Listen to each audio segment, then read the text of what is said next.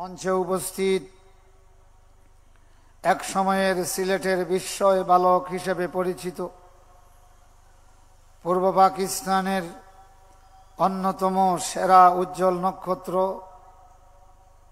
দাওয়াতুল ইসলামের প্রতিষ্ঠাতা প্রেসিডেন্ট ইউকের শত শত উলামা হাজারাতের উস্তাদ, আমাদের শিক্ষকের শিক্ষক আল্লামা হযরত মাওলানা হাফিজ আবু সাঈদ চৌধুরী মাদ্দাজিল্লাহুল আলী, মঞ্চে উপস্থিত জামিয়া ইসলামিয়া পাঠানটোলা মাদ্রাসার মুআজ্জাজ মুকাররম প্রিন্সিপাল, দিগর উলামা হাজারাত, হুফাজে কেরাম, আইম্মায়ে মাসাজিদ, সিলেটের প্রত্যন্ত অঞ্চল থেকে আগত কোরআন প্রেমিক বন্ধুরা, বিশেষত শিক্ষক মণ্ডলী, শিক্ষার্থীবৃন্দ, দিনদার ইমানদার নওজোয়ান ভাইরা, আসুন আমরা আল্লাহ রাব্বুল আলামিনের কাছে শুকরগুজার হই। সকলের হৃদয়ের সমস্ত ভালোবাসা উজাড় করে সওয়াবের নিয়তে পড়ি আলহামদুলিল্লাহ। দীর্ঘ প্রায় সেই যে 8 সালে মনে হয় সর্বশেষ মাহফিল হয়েছে, 9 সালের পরে আঞ্জুমানে খেদমতের উদ্যোগে বিগত 23 সাল পর্যন্ত আর এইভাবে কোরআনের কোনো আয়োজন হয় নাই। আঞ্জুমান বারবার চেষ্টা করেছেন, কিন্তু অনুমতি দেওয়া হয় নাই। এই দীর্ঘ ফাতরাতের পরে আল্লাহ পাক আমাদের জন্য সুযোগ তৈরি করে দিয়েছেন। শ্রোতাদের মধ্যে 3 শ্রেণীর শ্রোতা। এক শ্রেণীর শ্রোতা, এরা বক্তাকে এটা দেখে না, কোরআনের মাহফিলে সর্বপ্রথম এসে আসন গ্রহণ করে। এরা হলো আস-সাবিকুন, আলহামদুলিল্লাহ পড়েন। এরা হলেন মুকাররাবুন, আলহামদুলিল্লাহ পড়েন। দ্বিতীয় শ্রেণীর শ্রোতা হলেন এরা ডানে বাঁয়ে চতুর্দিকে দাঁড়িয়ে থাকেন, জুতা খুলবেন কি খুলবেন না, বসলে কি হবে না হবে, এই চিন্তায় এরা ঘন্টার পর ঘন্টা দাঁড়িয়ে থাকেন।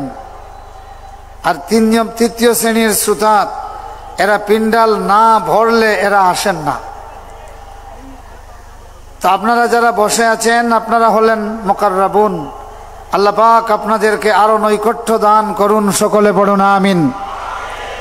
আর যারা দাঁড়িয়ে আছেন, থাকার বসার জায়গা থাকতে দাঁড়িয়ে থাকা এটা আসলে বুদ্ধিমানের কাজ নয়, বুঝছেন। ঘরের জন্য সমস্ত সাজসজ্জা নিয়ে এসে যদি এইটা ঘরের আঙিনায় ফেলে রাখা হয়, এইটাকে কিন্তু ঘরকে সৌন্দর্য দেয় না, এটা জায়গা মতো ফিটিং করতে হয়। আপনারা যারা হলেন এই প্রতিষ্ঠানের এই মাহফিলের আসল ডেকোরেশন, আসল সৌন্দর্য, আপনারা আশেপাশে দাঁড়িয়ে থাকলে এই সৌন্দর্য ফুটে উঠবে না। এই জন্য এদিকে যেহেতু লোক সংখ্যা বেশি, আমি বলবো মেহেরবানি করে আপনারা ওই কাছেই জায়গা আছে, সকলে বসে পড়ুন আর জিকির করেন সুবহানাল্লাহ আলহামদুলিল্লাহ ওয়ালা ইলাহা ইল্লাল্লাহ সুবহানাল্লাহ আলহামদুলিল্লাহ আল্লাহু আল্লাহ আল্লাহু আল্লাহ আল্লাহু আল্লাহ। হৃদয়ের জানালা খুলে এখন এসো আল্লাহর নামে তসবিহ জপি মন, আল্লাহর নামে তসবিহ জপি মন। আল্লাহু আল্লাহ আল্লাহু আল্লাহ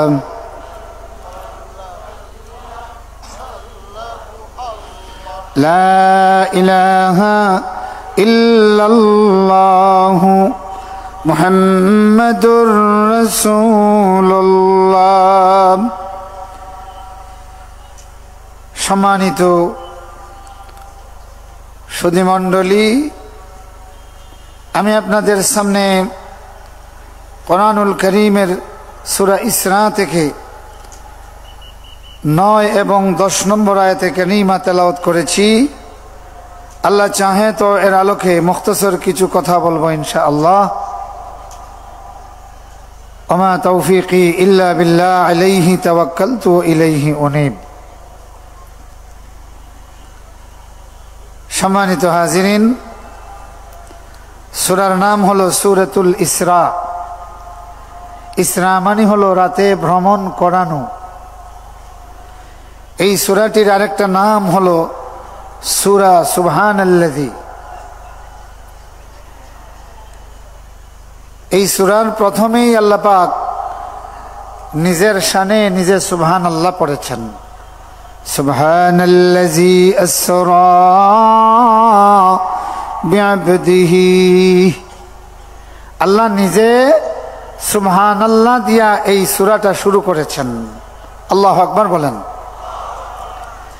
আবার আশ্চর্যের ব্যাপার, এই সূরার যে শেষ আয়াত, ওয়াকুলিল হামদুলিল্লাহিল্লাযী লাম ইয়াত্তাখিজ ওয়ালাদা ওয়া লাম ইয়াকুল লাহু শারীকুন ফিল মুলকি ওয়া লাম ইয়াকুল লাহু ওয়ালিয়্যুম মিনাজ যুল ওয়া কাব্বিরহু তাকবীরা। চিল্লাইয়া বলেন আল্লাহু আকবার। রাসূলুল্লাহ বলেছেন আল্লাহর কাছে প্রিয় 4টি বাক্য। কয়টা বলেন? কয়টা? 1 নম্বরে সুবহানাল্লাহ, 2 নম্বরে লা ইলাহা ইল্লাল্লাহ, 3 নম্বরে আল্লাহু আকবার, এরপরে আলহামদুলিল্লাহ। সুবহানাল্লাহ, আলহামদুলিল্লাহ, লা ইলাহা ইল্লাল্লাহ, 4 নম্বরে আল্লাহু আকবার। আল্লাহর নবী বলেন আল্লাহর কাছে সবচেয়ে প্রিয় হলো এই 4টি বাক্য। এই 4টি বাক্য জানেন তো আপনারা? বলেন দেখি, 1 নম্বর কি? আরো জোরে বলেন। 2 নম্বরে, 3 নম্বরে, 4 নম্বরে, এটা আরো জোরে বলেন, আরো জোরে বলেন। সাইদি সাহেবের মাহফিলে যেইভাবে আকাশ বাতাস মুখরিত করে এই সিলেটের জমিনকে তাকবীর দিয়ে আলোকিত করা হতো, সেইভাবে আরেকবার পড়ুন আল্লাহু আকবার। মাশাআল্লাহ, দীর্ঘ ফাতনাতের পরে বোঝা যাচ্ছে আপনাদের রক্ত জমে যায় নাই। আলহামদুলিল্লাহ পড়েন। আল্লাহর কাছে প্রিয় 4টি তাসবিহ। আল্লাহ পাক এই 4টা তাসবিহ দিয়া সূরা বনী ইসরাইলকে প্যাকেটিং করেছেন। সুবহানাল্লাহ পড়েন। কোরআনের আরেক নাম হলো আল্লাহু নাযালা আহসানাল হাদিসি কিতাবাম মুতাশাবিহাম মাসানি। আল্লাহ তিনি নাজিল করেছেন সবচেয়ে সুন্দরতম বাণী, কিতাব হিসেবে, পারস্পরিক সাদৃশ্যপূর্ণ হিসেবে, মাসানি হিসেবে, বারবার আল্লাহ পাকের গুণগান বর্ণনাকারী। সুবহানাল্লাহ পড়েন। এই সূরাটির প্রথমে আছে সুবহানাল্লাহ, প্রথমে কি আছে? আর শেষের আয়াতে আছে আলহামদুলিল্লাহ, লা ইলাহা ইল্লাল্লাহ এবং আল্লাহু আকবার। সুবহানাল্লাহ পড়েন। তাইলে প্রথমেই আমরা শিখে নিলাম সূরা বনী ইসরাইলকে আল্লাহ পাক 4টি তাসবিহ দিয়া প্যাকেটিং করেছেন। প্রথমেই আছে সুবহানাল্লাহ, শেষে আছে কি? আলহামদুলিল্লাহ। বলেন, শেষে আছে কি? আল্লাহু আকবার, লা ইলাহা ইল্লাল্লাহ। এবং আল্লাহ পাক এই সূরাটি শেষ করেছেন কি দিয়া জানেন? ওয়াকাব্বিরহু তাকবীরা। ওয়াকাব্বিরহু তাকবীরা।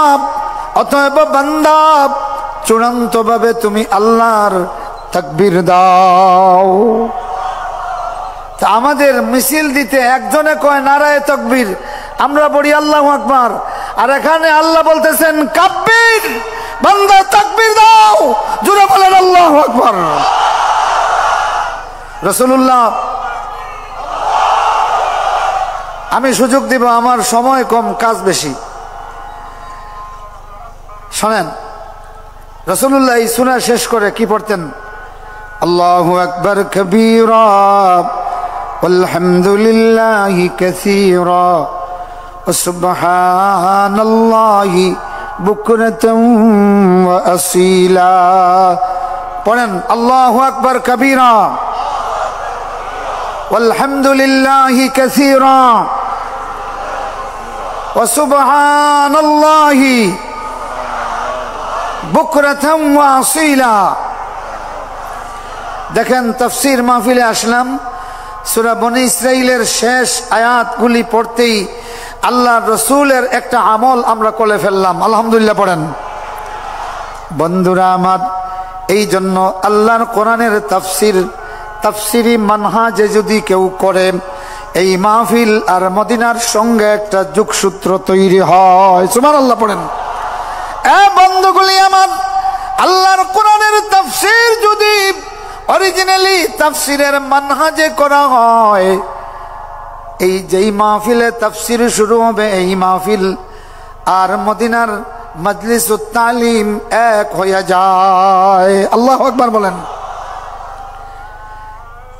এই সূরা হলো কোরআন মজিদে একটা বিভিন্ন সিরিজ আছে, সূরার বিভিন্ন কি আছে? সিরিজ আছে। এই সূরাটি হলো মুসাব্বিহাত সিরিজের একটা সূরা। মুসাব্বিহাত মানে হলো তাসবিহ বিশিষ্ট সূরা সমূহ। কথা বুঝতেছেন? কোরআনের কিছু সূরা আছে আল হুরুফুল মুকাত্তাআত সিরিজের, বর্ণমালা সিরিজের, যেমন আলিফ লাম মিম দিয়ে শুরু হয়েছে, আলিফ লাম মিম রা দিয়ে শুরু হয়েছে, কাফ হা ইয়া আইন সিন দিয়ে শুরু হয়েছে, তা সিম মিম দিয়ে শুরু হয়েছে, তা হা দিয়ে শুরু হয়েছে, ইয়া সিন দিয়ে শুরু হয়েছে, আবার একটি মাত্র হরফ সাদ কাফ নুন দিয়ে শুরু হয়েছে। এগুলি হলো মুকাত্তাআত, আল হুরুফুল মুকাত্তাআত বর্ণমালা সিরিজের সূরা। এরকম আছে 14টা। আর মুসাব্বিহাত সিরিজে আছে 60টা সূরা। বলেন কয়টা সূরা? আরো বলছো এখন কয়টা? মুসাব্বিহাত সিরিজ এর প্রথম সূরা হলো সূরা বনী ইসরাঈল। عن عرباد بن سارية رضي الله تعالى عنه قال كان النبي صلى الله عليه وسلم يقرأ المسبحات قبل أن يرقد। عرباد بن سارية رضي الله تعالى عنه বলেন, আল্লাহ নবী প্রতিদিন রাতে ঘুমাইবার সময় মুসাব্বিহাত গুলি তিলাওয়াত করতেন। সুবহানাল্লাহ পড়েন। এখন বলবেন যে ইরবাদ ইবনু সারিয়া এটা জানলেন কিভাবে? ইরবাদ ইবনু সারিয়া রাদিয়াল্লাহু তাআলা আনহু আলজামা বাবান নবী সাল্লাল্লাহু আলাইহি ওয়াসাল্লাম, তিনি আল্লাহ রাসূলের দরওয়াজাকে রাতের জন্য তিনি লাজিম করে নিয়েছিলেন। আসহাবে সুফার তিনি একজন স্কলার ছিলেন, কিন্তু তিনি ওই জায়গাতে শুইতেন না। আল্লাহ নবীর কাছ থেকে অনুমতি নিয়ে আমার ভাইরা ইরবাদ ইবনু সারিয়া রাদিয়াল্লাহু তাআলা আনহু বালিশার বিছানা পাতিয়া আল্লাহ রসুলের দরওয়াজার চৌকাটের সামনে চৌকিদানের মতো শুইয়া যাইতেন। সুবহানাল্লাহ। কেউ যদি বলতো রাতের বেলা ইরবাদ ইবনু সারিয়ারে কেউ দেখছনি, মানুষে দেখাইয়া দিত রাসূলুল্লাহর হুজরা মুবারকের দরওয়াজার সামনে গেলে তারে পাওয়া যাবে। আল্লাহু আকবার। এ বন্ধুগুলি আমার, তরুণগুলি, যুবকগুলি, শোনো, ভালো করে শোনো। ইরবাদের মতো একটা তরুণ যুবক আল্লাহর রসুলের মুলাজামাতকে বাধ্য করে নিলেন, রসুলের দরওয়াজাকে তিনি তার জন্য বাধ্য করে নিলেন।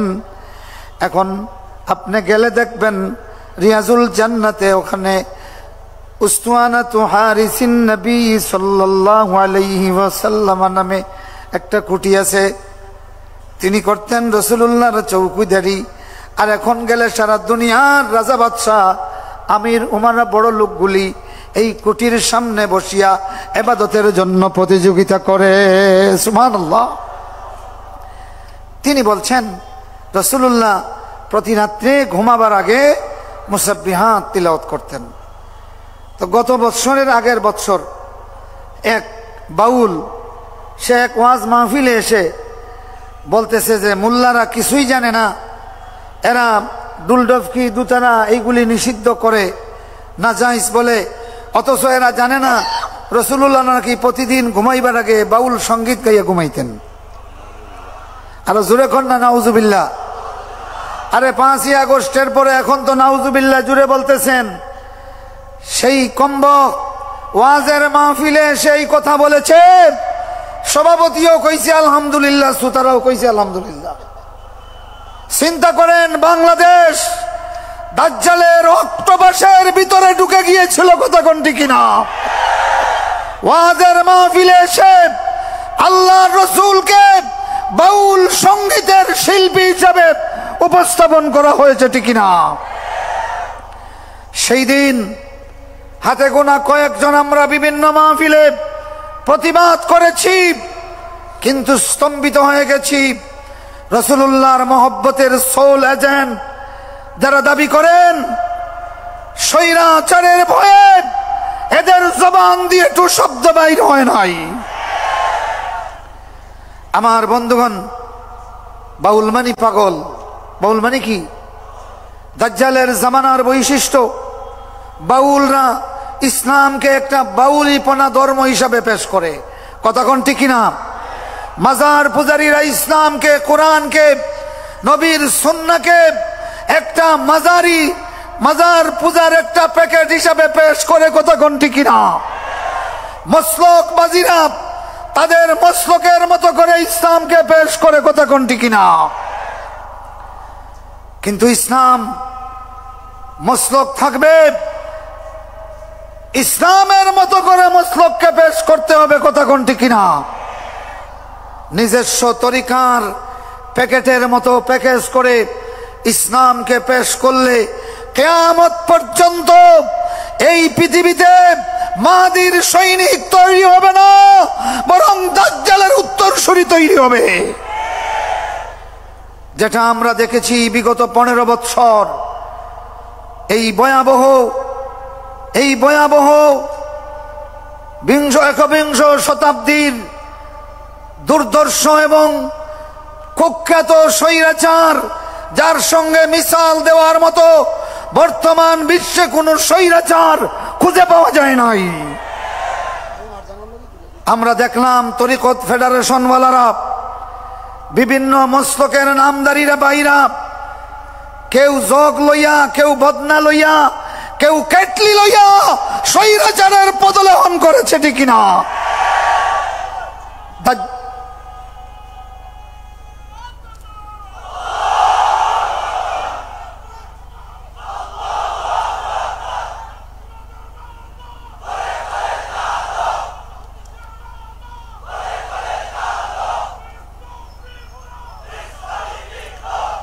আমার বন্ধুগণ, আমার ভাইরা, মুসাব্বিহাত রাসূলুল্লাহ তিলাওয়াত করে শুইতেন 7টা সূরা। আপনাদের জানার কিছু আছে? কথা কন না, কি জানবেন? এটা আমল করবেন? আমল করতে হইলে জানতে হইব না। এটা 7টা সূরা। কয়টা? বনি ইসরাইল। আল্লাহ পাক নিজে নিজের শানে সুবহানাল্লাহ দিয়ে শুরু করেছেন, সুবহানাল্লাহ পড়েন। 2 নম্বর হলো সূরাতুল হাদিদ, সাব্বাহা লিল্লাহি মা ফিস সামাওয়াতি ওয়াল আরদ ওয়া হুয়াল আজিজুল হাকীম। আকাশ জমিনে যা কিছু আছে তাসবিহ আদায় করেছে আল্লাহর, সুবহানাল্লাহ পড়েন। 3 নম্বর সূরা হাশর, সাব্বাহা লিল্লাহি মা ফিস সামাওয়াতি ওয়া মা ফিল আরদ, একই অর্থ। 4 নম্বর সূরাতুস সফ, সাব্বাহা লিল্লাহি মা ফিস সামাওয়াতি ওয়া মা ফিল আরদ, একই অর্থ। আকাশ জমিনে যা কিছু আছে সব আল্লাহ রাব্বুল আলামিনের তাসবিহ আদায় করেছে। বস, এখন প্রশ্ন হলো, বর্তমানে এরা কি করতেছে? সূরা জুমা, সূরা তাগাবুনে আল্লাহ বলতেছেন, ইউসাব্বিহু লিল্লাহি মা ফিস সামাওয়াতি ওয়া মা ফিল আরদিল মালিকিল কুদ্দুসিল আজিজিল হাকিম। আকাশ জমিনে যা কিছু আছে আল্লাহ পাকের তাসবিহ আদায় করিতেছে এবং করিতে থাকিবে। আল্লাহু আকবার। এখন প্রশ্ন হলো, তাইলে আমরা কি করব? 7 নম্বর সূরাতে আল্লাহ বলেন সাব্বিহ ইসমা রাব্বিকাল আ'লা, বান্দারে অতএব তুই তোর আলা রবের নামে তাসবিহ পড়। আল্লাহু আকবার। 7টি সূরা মনে থাকবে, 225টি আয়াত। অন্তত মাঝে মাঝে এটা আমল করার চেষ্টা করবেন তো ইনশাআল্লাহ। وكان النبي صلى الله عليه وسلم يقول إن فيهن آية خير من 1000 آية। এই 7টি সূরার মধ্যে একটা আয়াত আছে যে আয়াত 1000 আয়াতের চেয়ে উত্তম। সুবহানাল্লাহ বলবেন না? এটা কিন্তু কোনো দুর্বল রিওয়ায়াত নয়, আমি সরাসরি তাফসীর থেকে বলতেছি। কথা বুঝতেছেন? একটা আয়াত আছে এই 7টি সূরার মধ্যে যেটা 1000 আয়াতের চেয়ে উত্তম। এটা আগামী বছর আপনাদেরকে বলবো, কি কোন? তাইলে পরের বছর এখনই শুনবেন? শুনেন, তাফসীরে তাবরী বলতেছেন হুয়াল আউয়ালু ওয়াল আখিরু ওয়াজ যাহিরু, পড়েন ওয়াল বাতিন ওয়া হুয়া বিকুল্লি শাইইন আলিম। সুবহানাল্লাহ। এই আয়াতটা মুখস্থ আছে কাদের? দেখে হাত উঠান। মাশাআল্লাহ। এটা পড়বেন। কেউ কেউ বলতেছেন এটা ইসমে আজম, এটা কয়েক মর্তবা পড়বেন, দোয়া করবেন, দোয়া কবুল হয়ে যাবে। তারপরে ইবনু কাসির রাহমাতুল্লাহ আলাইহি বলতেছেন লাউ আনজালনা হাযাল কুরআন আলা জাবালিন লারাআইতাহু খাশিআন মুতাসাদ্দিআন মিন খাশিয়াতিল্লাহ ওয়া তিলকাল আমসালু নাদরিবুহা লিন-নাস লাআল্লাহুম ইয়াতাফাক্কারুন। ইবনু কাসির বলেন সেই আয়াত হলো লাউ আনজালনা হাযাল কুরআন আলা জাবালিন লারাআইতাহু খাশিআন মুতাসাদ্দিআন। যদি আমরা এই কোরআন একটা পাহাড়ের উপর অবতীর্ণ করতাম বান্দা, তাইলে তুমি দেখতে লারাআইতাহু খাশিআ, অবশ্যই বান্দা তুমি পাহাড়টারে দেখতে ভীত সন্ত্রস্ত, মুতাসাদ্দিআন, চূর্ণ বিচূর্ণ হয়ে যাচ্ছে, মিন খাশিয়াতিল্লাহ, আল্লাহর ভয়ে। আল্লাহু আকবার বলেন। আল্লাহ বলেন বান্দারে যদি এই কোরআন আমরা পাহাড়ের উপর নাজিল করতাম, অবশ্যই দেখতে আল্লাহর ভয়ে কোরআনটা চূর্ণ বিচূর্ণ হয়ে যাচ্ছে। ওয়াতিলকাল আমসালু নাদরিবুহা লিন-নাস, ওই উদাহরণগুলি আমরা পেশ করলাম মানুষের জন্য। আল্লাহু আকবার বলেন। মানুষের জন্য আমরা পেশ করলাম লাআল্লাহুম ইয়াতাফাক্কারুন, যাতে তারা এটা নিয়ে চিন্তা করতে পারে। সুবহানাল্লাহ পড়েন। এখানে কিন্তু আল্লাহ আলিম বলেন নাই, আলাদা মুফাক্কির বলেন নাই, গোটা মানব জাতিকে উন্মুক্ত করে দিয়েছেন। এই জন্য আল্লাহ বলতেছেন লাকাদ ইয়াসসারনাল কুরআনা লিয-যিকরি ফাহাল মিন মুদ্দাকির। আমরা কোরআনকে উপদেশ গ্রহণের জন্য সহজ করে দিয়েছি। আসো কি অনুধাবনকারী কেউ আসো? উত্তর দেবেন না? আল্লাহ প্রশ্ন করছেন ফাহাল মিন মুদ্দাকির, অনুধাবনকারী কেউ আসো? কারা আছেন হাত উঠান। আমার ভাইরা, এই তাফসীর মাহফিল কামিয়াব হবে। আমরা প্রত্যেকে বাড়িতে প্রতিদিন সকালে নিজের ঘরকে কোরআন অধ্যয়নের মারকাজে পরিণত করব। রাজি আছেন? আমার বন্ধুগণ, আমি এবার আসতেছি এই আয়াতের তরজমায়। ইন্না হাযাল কুরআন ইয়াহদি লিল্লাতী হিয়া আকওয়াম। আল্লাহ বলেন এই কোরআন, ইন্না হাযাল কুরআন, এই কোরআন ইয়াহদি লিল্লাতী হিয়া আকওয়াম, পথ প্রদর্শন করে, পথ দেখায়, যেটা সবচেয়ে আকওয়াম, আহসান, আতাম, আকমাল, আদাল, আওসাত। আল্লাহু আকবার বলেন। এই সব কয়টা তাফসিরে বলা হয়েছে, একটা একটা করে বললে অনেক সময় যাবে। আল্লাহর কোরআন এমন পথ দেখায় যেটা আকওয়াম। আকওয়াম মানে হলো আকীদার দিক থেকে, বিশ্বাসের দিক থেকে এমন বিশ্বাস তৈরি করে দেয় যে অন্তরের ভিতরে কালেমা এমন ভাবে গঠিত হয়, পাথরের চাপ দিলে কালেমা বন্ধ হয় না, আহাত আহাত হলে বিপ্লবের তরঙ্গমালা তৈরি হয়। আমার বন্ধুরা, এই কোরআন পথ দেখায় লিল্লাতি হিয়া আকওয়াম, যেটা সবচেয়ে উত্তম পথ। সুবহানাল্লাহ পড়েন। আপনি যদি গুগলকে সার্চ করেন, আপনার লোকেশনটা আপনি সার্চ করেন, দেখবেন লোকেশন লেখার পরে গুগল বলবে finding the best way route, বলে না, ফাইন্ডিং দ্য বেস্ট রুট, মানে সে এখন আপনার জন্য সবচেয়ে উত্তম রুট খুঁজতেছে। আমার বন্ধুরা, আল্লাহর কোরআনকে যদি কেউ সার্চ দেন তাইলে শুধু বেস্ট নয়, একমাত্র যার কোনো বিকল্প নেই, আপনার জন্য সেই পথটাই দেখাইয়া দেয়। সুবহানাল্লাহ। এ বন্ধুগুলি আমার, আল্লাহ বলেন ইন্না হাযাল কুরআন ইয়াহদি লিল্লাতি হিয়া আকওয়াম।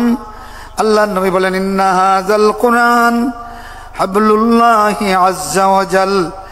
এই কোরআন আল্লাহ আযজা ওয়া জাল্লের রশি। আরেক riwayate এসেছে তরফুহু বিয়াদিল্লাহ। এই রশি মানে কোরআনের একটা পার্শ্ব আল্লাহর হাতে, অতরফুহু বিয়াদিকুম, আরেক তরফ হলো তোমাদের হাতে। সুবহানাল্লাহ পড়েন, জোরে কোন না সুবহানাল্লাহ। এ বন্ধুগুলি আমার, আল্লাহর কোরআন तमाम পৃথিবীর মানুষকে বলেছিল ওয়ালা তাসাবান্নাল্লাহা গাফিলান আম্মা তা'মালুজ জালিমুন। এই আয়াত বিগত 15 বছর কোরআনে ছিল কি ছিল না? কথা কন না, ছিল কি ছিল না? জালিমরা কোরআনের নূর বন্ধ করে দেওয়ার জন্য ইসলামী আন্দোলনের জগৎ বিখ্যাত নেতৃবৃন্দকে, কোরআনের পাখীদেরকে শহীদ করেছে। কথা কোন ঠিক কিনা? কিন্তু আল্লাহর আয়াত তখনও কোরআনে ছিল, এখনো। ইন্না হাযাল কুরআন ইয়াহদি লিল্লাতি হিয়া আকওয়াম। এ বন্ধুগুলি, কোরআন বলেছিল লা ওয়ালা তাহসাবান্নাল্লাহা গাফিলান আম্মা ইয়ামালুজ জালিমুন। বান্দা, অবশ্যই তুমি কল্পনাও করিও না, মনে করিও না জালিমরা যা করছে তার থেকে আল্লাহ বেখবর। সুবহানাল্লাহ বলবেন না? এই আয়াতটা বিগত 15 বছর কোরআনে ছিল কি ছিল না? তার আগে ছিল কি ছিল না? এখনো আছে কি নাই? বিগত 15 বছর আমাদের একটা মাত্র দুয়ার ছিল, আল্লাহর দরওয়াজা ছাড়া কান্নার কোনো ব্যবস্থা ছিল না। পৃথিবীর সব কয়টা আদালত জালিমরা বন্ধ করে দিয়েছিল, আল্লাহর আদালত বন্ধ করতে পারে না। এই ঠিক না? আল্লাহ বলেছেন, বান্দা, তাকবীর পরে, বান্দারে তুই মনে করিস না, অবশ্যই কখনো মনে করিস না জালিমরা যা করছে আল্লাহ তার থেকে বেখবর না। আল্লাহর কাছে খবর ছিল কি ছিল না? কতক্ষণ ছিল কি ছিল না? আল্লাহ খবর করেছেন। যখন জুলাই বিপ্লব শুরু হলো, আমার বন্ধুরা কোরআনের পাখির বক্তব্য আল্লাহ কায়েম করে দিলেন। আল্লাহু আকবার। তিনি বলেছিলেন, একদিন সময় আসবে তোমাদের নাকের ডগার উপর দিয়ে আল্লাহর কোরআনের পতাকা পথ পথ করে উঠবে। আমার বন্ধুরা, 15 বৎসরের ক্ষমতাধর জালিম, দেখা গেল আল্লাহ খবর নিয়েছেন, মাত্র সময় দিয়েছেন 45 মিনিট। কয় মিনিট? তাইলে আল্লাহ খবর রাখছেন কি রাখছেন না? কোরআন সেই পথেই দেখায় যেই পথ সবচেয়ে দৃঢ় মজবুত। যারা বিগত 15 বৎসর আল্লাহর কোরআনের বিপ্লবী স্লোগান নিয়ে অটল পাহাড়ের মতো দাঁড়িয়েছিলেন। জালিমের নির্যাতনে মজলুমদের পিঠ দেয়ালে ঠেকে গিয়েছিল, আর মজলুমরা আল্লাহ বলে চিৎকার দিয়েছিল। 5ই আগস্ট জালিমের উপর আল্লাহ সেই দেওয়াল চাপা দিয়েছেন, কথা কোন ঠিক কিনা?